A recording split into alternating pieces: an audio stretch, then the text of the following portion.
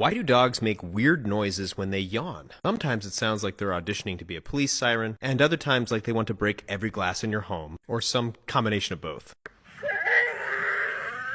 So why do they do that? Some dog yawns are just like humans, where we just want to wake things up and get the oxygen flowing. But other yawns can indicate they're in a situation they don't want to be in, or that they're being submissive to authority, or even that it's time to cuddle. One thing that is consistent is that a dog's yawn sounds are a mode of communication, and it's primarily used to convey messages to humans, and not other dogs. So when your dog is making that horrific noise, they might be trying to tell you something. What it is exactly, you're going to have to try to find out for yourself.